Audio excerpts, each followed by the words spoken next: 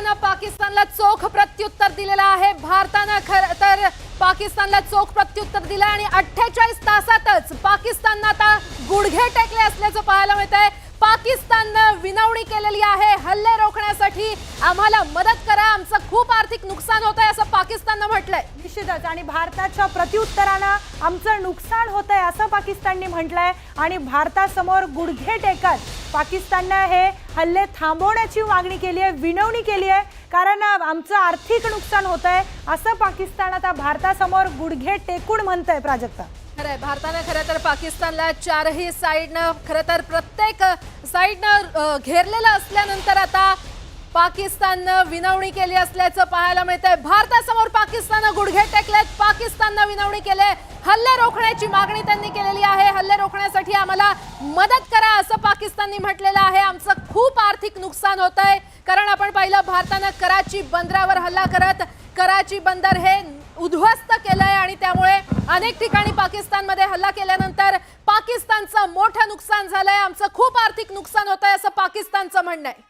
तर भारताच्या प्रत्युत्तरानंतर आता पाकिस्तान भारताकडे विनवणी करतंय, हे हल्ले थांबवण्याची विनवणी पाकिस्तान आता गुडघे टेकून भारताकडे करतंय। दरम्यान एलओसीवर फायरिंग करताना त्यांना त्यांचं आर्थिक नुकसान आठवलं नसेल बहुधा, पण सामान्य नागरिकांवर त्यांनी हल्ला केला तेव्हा त्यांना आठवलं नाही आणि आता ते भारताला विनवणी करतात।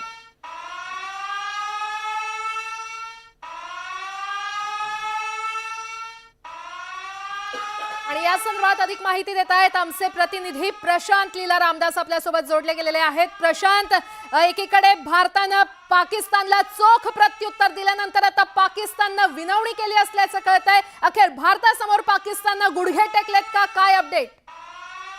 महत्वाचं म्हणजे या पद्धतीनं पाकिस्तानवरती भारताच्या वतीनं वेगवेगळ्या ठिकाणी हल्ले करण्यात आले।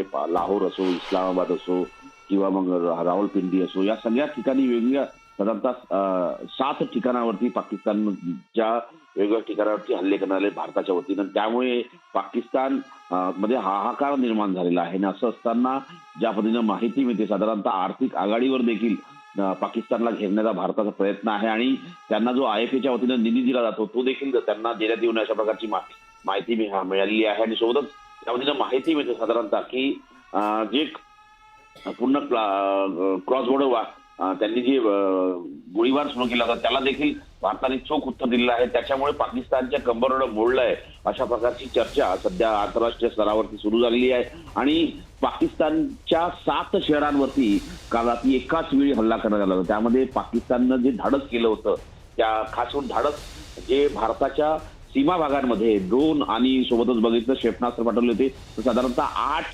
क्षेपणास्त्र हे भारतीय लष्कराने पाडले आणि जवळपास 45 पेक्षा जास्त ड्रोन जे आहे ते निष्णाबूत केले।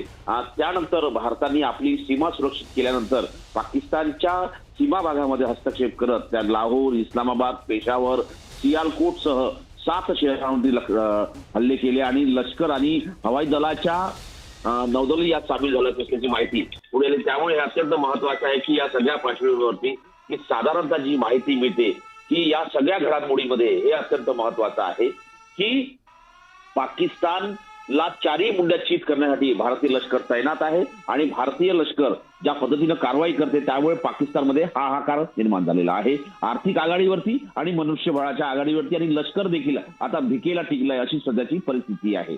बरं, तर पाकिस्तानची एक प्रकारे घाबरगुंडी उडाली असंच म्हणूयात। प्रशांत, अपडेट घेत राहू तुर्तास। धन्यवाद या सविस्तर माहितीसाठी।